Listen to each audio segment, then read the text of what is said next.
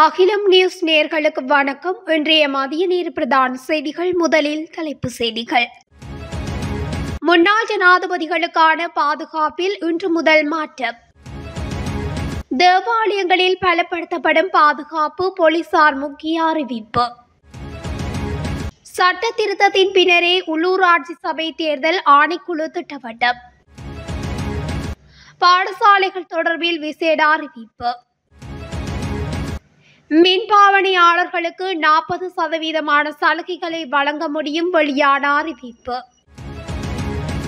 வெதுப்பக உற்பத்தி பொருட்களின் விலை குறைப்பு, வெளியான தகவல். இடியுடன் கூடிய மழை, மக்களுக்கு விடுக்கப்பட்ட எச்சரிக்கை. ஆசிரியர்களுக்கு விதிக்கப்பட்ட தடை, மீறினால் நடவடிக்கை. கேங்குரன்கெத்தல் லயன் தொகுதியில் தீப்பரவல், 20 குடும்பங்கள் பாதிப்பு. முல்லைத்தீவு கடற்கரையில் மிதந்து வந்த மர்ம பொருள் தொடர்பான விரிவான செய்திகள். முன்னாள் ஜனாதிபதிகளுக்கு இதுவரையில் வழங்கப்பட்டு வந்த முப்படைகளின் பாதுகாப்பு இன்றுடன் நீக்கப்படுவதாக அறிவிக்கப்பட்டுள்ளது. இன்றைய தினம் முதல் முன்னாள் ஜனாதிபதிகளின் பாதுகாப்பிற்கு முப்படைகளின் உறுப்பினர்கள் கடமையில் ஈடுபடுத்தப்பட மாட்டார்கள் என அறிவிக்கப்பட்டுள்ளது. இதன்படி இன்றைய தினம் முதல் முன்னாள் ஜனாதிபதிகளுக்கு போலீசாரின் பாதுகாப்பு மட்டும் வழங்கப்படவுள்ளது. முன்னாள் ஜனாதிபதிகளுக்கு போதியளவு போலீஸ் பாதுகாப்பு வழங்கப்படுவதாக அரசாங்க தகவல்கள் தெரிவிக்கின்றன. எவ்வாறெனினும் முன்னாள் ஜனாதிபதிகளின் பாதுகாப்பு தொடர்பில் ஒவ்வொரு 6 மாதங்களுக்கு ஒரு தடவையும் மதிப்பாய்வு செய்து அதன் அடிப்படையில் நடவடிக்கைகள் எடுக்கப்படும் என அறிவிக்கப்பட்டுள்ளது. முப்படையினரின் பாதுகாப்பு நீக்கப்பட்டாலும் முன்னாள் ஜனாதிபதிகளின் பாதுகாப்பிற்கு எவ்வித அச்சுறுத்தல்களும் ஏற்படாது என பாதுகாப்பு அமைச்சு அறிவித்துள்ளது. முன்னாள் ஜனாதிபதிகளின் பாதுகாப்பிற்காக பெருந்தொகை பணத்தை செலவிட நேரிட்டுள்ளதனால் இவ்வாறு பாதுகாப்பு ஏற்பாடுகளில் மாற்றம் செய்யப்பட்டதாக அரசாங்க தரப்பு தகவல்கள் தெரிவிக்கின்றன. இலங்கையில் கிறிஸ்துமஸ் பண்டிகையை முன்னிட்டு நாடளாவிய ரீதியில் தேவாலயங்களுக்கு விசேட பாதுகாப்பு வேலை திட்டம் அமல்படுத்தப்பட உள்ளது. பதில் போலீஸ் மா அதிபர் பணிப்புரைக்கு அமைய இந்த விசேட வேலை திட்டம் முன்னெடுக்கப்பட்டுள்ளதாக போலீஸ் ஊடக பேச்சாளர் சிரேஷ்ட போலீஸ் அத்தியட்சகர் புத்திக மெனதுங்கா தெரிவித்துள்ளார். அதன்படி மேல் மாகாணத்தில் மாத்திரம் 6500க்கும் அதிகமான உத்தியோகத்தர்கள் கடமையில் ஈடுபடுத்தப்பட்டுள்ளதாக சிரேஷ்ட போலீஸ் அத்தியட்சகர் மெனதுங்க தெரிவித்துள்ளார். அதேவேளை கிறிஸ்துமஸ் தினத்தன்று நாடளாவிய ரீதியில் உள்ள 2000க்கும் மேற்பட்ட தேவாலயங்களில் ஆராதனைகள் நடத்த திட்டமிடப்பட்டுள்ளதாக தெரிவிக்கப்பட்டுள்ளது.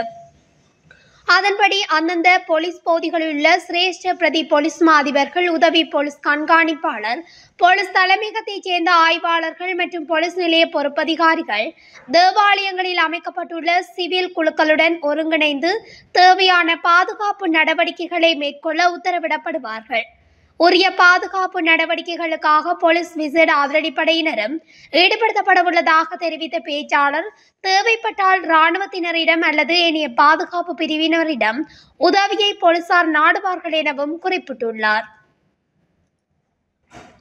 தேர்தல் சட்டத்தில் திருத்தம் மேற்கொள்ளப்படும் வரை உள்ளூராட்சி சபை தேர்தல் திகதியை அறிவிப்பதற்கு சட்ட ரீதியான தடை இருப்பதாக தேர்தல்கள் ஆணைக்குழுவின் தலைவர் RM.மேல் ரட்நாயக்கா தெரிவித்துள்ளார்.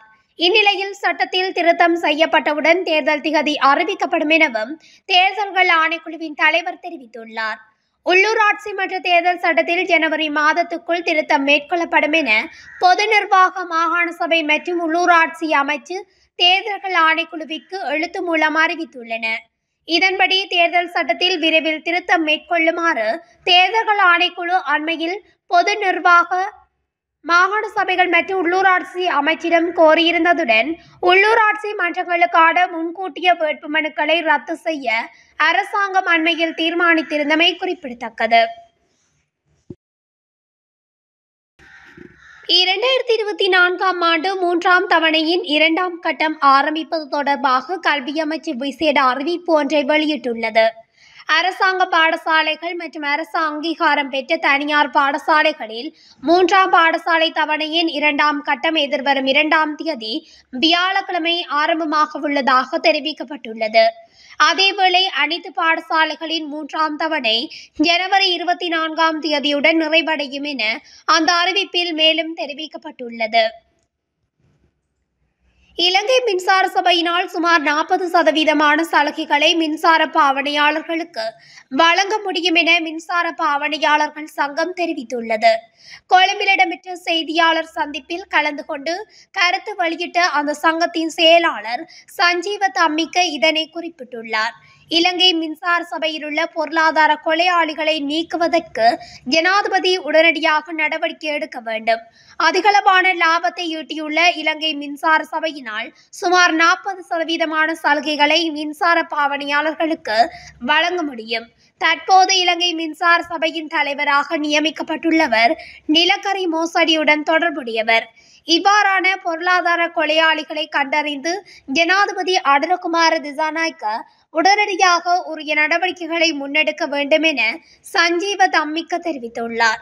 இதேவேளை மின்சார கட்டணத்தை 10 முதல் 20% வரை குறைக்க வாய்ப்புள்ளதாக பொது பயன்பாடுகள் ஆணைக்குழு அண்மையில் தெரிவித்துள்ளமை குறிப்பிடத்தக்கது. தற்போதைய அரசாங்கத்துடன் பேச்சுவார்த்தை நடத்த சந்தர்ப்பம் கிடைத்திருந்தால் பேக்கரி பொருட்களின் விலைகளை குறைத்திருக்க முடியும் என தெரிவிக்கப்பட்டுள்ளது. குறித்த விடயத்தை அகில இலங்கை பேக்கரி உற்பத்தியாளர்கள் சங்கம் தெரிவித்துள்ளது. இது தொடர்பில் சங்கத்தின் தலைவர் குறிப்பிடுகையில், பண்டிகை காலங்களில் கேக் கொள்வனவு செய்யும் போது மக்கள் விலை தொடர்பில் அவதானமாக இருக்க வேண்டும். கடந்த வருடத்தை விட இவரிடம் கேக் விலையில் சிறிதளவு குறைந்துள்ளது. பொதுவாக பட்டர் கேக் ரூபாய் 900 தொடக்கம் 1200 ரூபாய் இடையே விற்கப்படுகின்றது. தற்போதைய அரசாங்கத்துடன் பேச்சுவார்த்தை நடத்த சந்தர்ப்பம் கிடைத்திருந்தால் பேக்கரி பொருட்களின் விலைகளை குறைத்திருக்கலாம். ஆனால் அவ்வாறான சந்தர்ப்பம் எங்களுக்கு வழங்கப்படவில்லை. கோதுமை மா மற்றும் மாஜரின் விலைகளை அரசு தலையிட்டிருந்தால் குறைத்திருக்கலாம். மக்கள் அவதானமாக இருங்கள். குறைந்த விலையில் தெரிவு செய்வது மக்கள் கைகளில் தான் இருக்கின்றது. அத்தோடு சிலர் விலைகளை அதிகரித்தும் சொல்லலாம். மக்கள் சிந்தித்து செயல்படுங்கள் என அவர் தெரிவித்துள்ளார். தென் மற்றும் மூவா மாகாணங்களிலும் ரத்தினபுரி மாவட்டத்திலும் சில இடங்களில் மாலையில் அல்லது இரவில் மழையோ அல்லது இடியுடன் கூடிய மழையோ பெய்யக்கூடிய சாத்தியம் காணப்படுவதாக வளிமண்டலவியல் திணைக்களம் தெரிவித்துள்ளது. வளிமண்டலவியல் திணைக்களம் இன்று வெளியிட்டுள்ள அறிக்கையில் இதனை குறிப்பிட்டுள்ளது. நாட்டின் ஏனைய பிரதேசங்களில் பிரதானமாக சீரான வானிலை நிலவும்.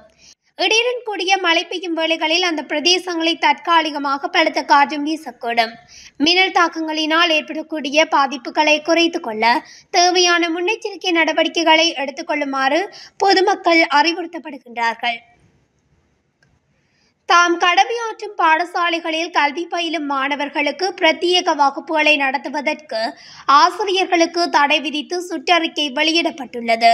மேல் மாகாணத்தில் உள்ள பாடசாலை ஆசிரியர்களுக்கே இந்த தடை உத்தரவு நடைமுறைப்படுத்தப்பட்டுள்ளது. இவ்வாறு விதிக்கப்பட்ட தடை பாடசாலை நேரம், பாடசாலைக்கு பின்னர் வார இறுதி நாட்கள் அல்லது பொது விடுமுறை நாட்களுக்கு பொருந்தும் என அறிவிக்கப்பட்டுள்ளது. மேல் மாகாண கல்வி செயலாளர் KADR நிஷாந்தி ஜெயசிங்கம் கையொப்பமிட்ட இந்த சுற்றறிக்கை கல்வி பணிப்பாளர், வலய கல்வி பணிப்பாளர்கள் மற்றும் மாகாணத்தில் உள்ள அனைத்து பாடசாலை அதிபர்களுக்கும் அனுப்பி வைக்கப்பட்டுள்ளது. விதிமுறைகளை அனைத்து ஆசிரியர்களுக்கும் தெரிவிக்க வேண்டும் என்றும் மீறுபவர்கள் மீது ஒழுங்கு நடவடிக்கை எடுக்கப்படும் என்றும் சுற்றறிக்கையில் தெரிவிக்கப்பட்டுள்ளது. இக்கொள்கை ஆரம்பத்தில் சப்ரகமுவ மாகாணத்தில் நடைமுறைப்படுத்தப்பட்டு பின்னர் மத்திய மாகாணத்திலும் நடைமுறைப்படுத்தப்பட்டமை குறிப்பிடத்தக்கது. கேங்குரன்கெத்த கபரகல தோட்ட கீழ்பிரிவில் உள்ள லயன் குடியிருப்பு ஒன்றில் ஏற்பட்ட தீப்பரவல் காரணமாக 20 குடும்பங்கள் பாதிக்கப்பட்டுள்ளன. குறித்த தீ விபத்தானது நேற்றைய தினம் இடம்பெற்றுள்ளது. தீ விபத்தின் காரணமாக பாதிக்கப்பட்ட 20 குடும்பங்களை சேர்ந்த 79 பேர் தற்காலிகமாக அங்குள்ள பாடசாலை ஒன்றில் தங்க வைக்கப்பட்டுள்ளனர். தீ விபத்துக்கான காரணம் இதுவரை தெரிய வராத நிலையில் சம்பவம் குறித்து போலீசார் விசாரணைகளை முன்னெடுத்துள்ளனர். முல்லைத்தீவு கடற்கரை பகுதியில் நேற்றைய தினம் மிதந்து வந்த மர்ம பொருளால் கடற்தொழிலாளர்கள் அச்சமடைந்துள்ளனர்.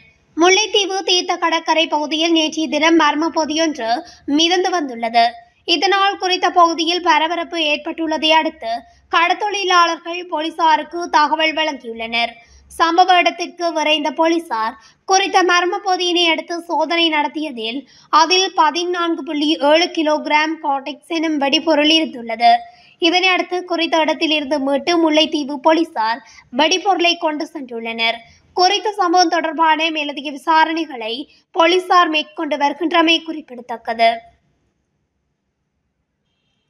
இத்துடன் அகிலம் நியூஸின் இன்றைய மதிய நேர பிரதான செய்திகள் நிறைவடைகின்றன. தொடர்ச்சியாக செய்திகளை அறிந்து கொள்ள அகிலம் நியூஸ் ஊடகத்துடன் இணைந்திருங்கள். நன்றி, வணக்கம்.